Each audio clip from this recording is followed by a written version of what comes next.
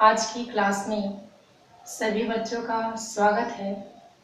आज हम पढ़ेंगे ह्यूमन रिप्रोडक्शन के अंतर्गत हिस्टोलॉजी ऑफ टेस्टिस यानी वृषण की औतकी के बारे में।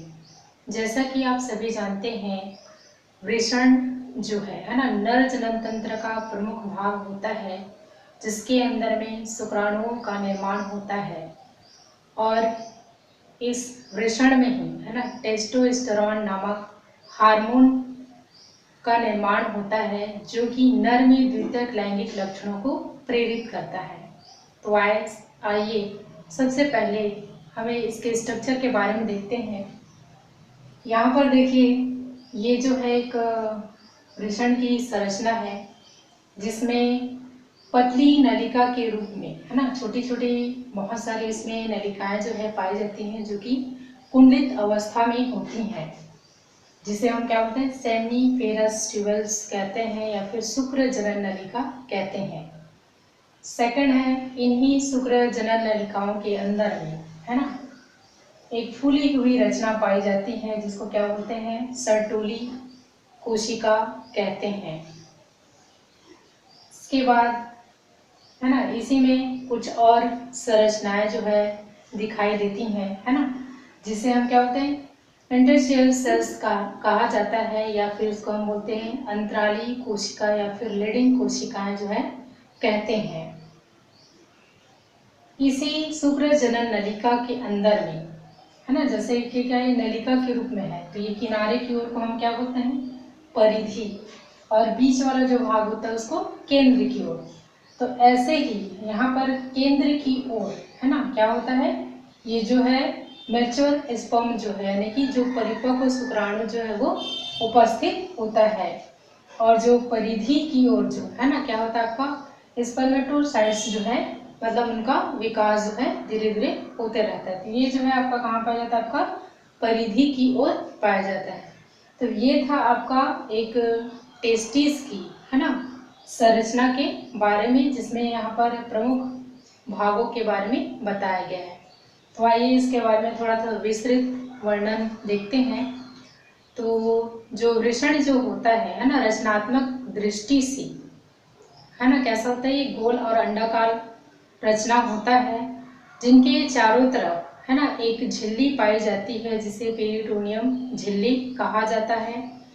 इन झिल्लियों के अंदर में है ना क्या होता है, एक आवरण जो है और पाया जाता है, जिसको क्या बोलते हैं, ट्यूनिका एल्बुजिनिया कहा जाता है।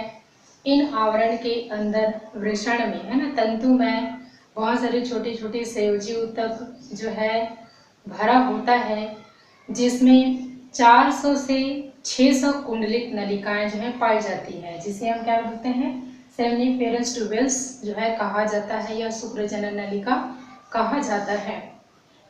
इन शुक्र जनन नलिकाओं के अंदर में है ना बहुत सारे क्या होते हैं, यहाँ पर रुधिर वाहिकाएं होती हैं, तंत्रिकाएं होती हैं, एवं कोशिकाओं का जाल जो है बिछा होता है।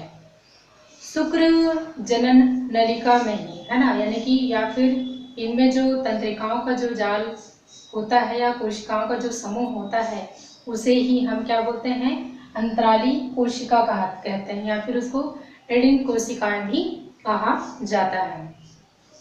ये जो शुक्र जनन नलिकाएं जो होती हैं, इन्हीं के अंदर में मतलब क्या होता है, आपका शुक्राणुओं का निर्माण होता है, और इसमें क्या होता है, आपका नर हार्मोन यानी टेस्टोस्टेरोन नामक हार्मोन जो है इसमें पाया जाता है, जो कि नर में द्वितीयक लैंगिक लक्षणों को क्या करता है, प्रेरित करता है। द्वितीयक लैंगिक लक्षणों से मतलब कि नर में क्या होता है कि उसका शारीरिक विकास होता है, इसके साथ साथ जो यानी कि जो हार्मोन जो होते हैं वहाँ उससे स्रावित होने लगता है, जिससे उनमें बहुत सारे परिवर्तन जो है देखने को मिलते हैं।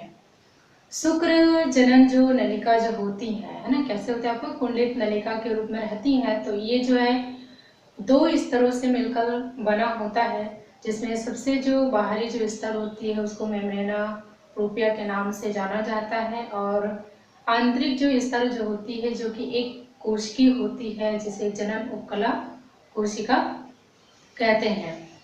तो इन्हीं जनन उपकला जो कोशिकाएं जो होती हैं, इनमें कुछ फूली हुई रचनाएं जो है पाई जाती हैं, है ना। जैसे कि ये फूली हुई जो संरचनाएं जो होती है क्या कहलाती है, आपकी सर्टोली कोशिकाएं जो है कहलाती हैं। और ये जो सर्टोली कोशिकाएं जो है ना, क्या होते हैं, आपका ये जो परिधि की ओर है ना चौड़ा होता है, और केंद्र की ओर कैसा होता है, ये सक्रा होता है। और इन्हीं सर्टोली कोशिकाओं के ऊपर में जो शुक्राणु जो होता है वो सिर के बल धसे होते हैं। जनन इपिथीलियम जो कोशिकाएं जो होती हैं वो विकसित होकर के अर्धसूत्रीय विभाजन द्वारा, है ना, क्या करती हैं, शुक्राणुओं का फॉर्मेशन करती हैं। इसी कारण से जो परिपक्व विषण की जो शुक्र जनन नलिका है ना, उसमें क्या होता है, जो शुक्राणु जो होते हैं, है ना, वो विभिन्न अवस्थाएं जो उसमें स्पष्ट रूप से मतलब दिखाई देने लगती हैं।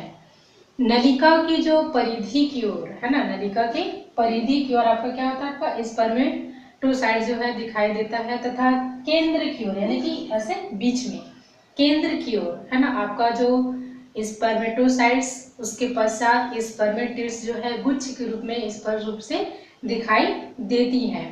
इसी क्रम में, है ना, आपका क्या होता है, जो शुक्राणु जो होते हैं सर्टोली कोशिका के ऊपर में क्या होता है, सिर के बल जो है धसे होते हैं। स्पर्मेटोसाइट्स, स्पर्मेटिड्स और जो आपका स्पर्मेटोजोआ जो होता है ना, क्या होता है, आपका एक दूसरे से इन्हीं सर्टोली कोशिकाओं के कारण से क्या होता है, अलग अलग स्थित होते हैं। तो ये था संक्षिप्त मनुष्य के टेस्टिस की औतकी के बारे में। धन्यवाद।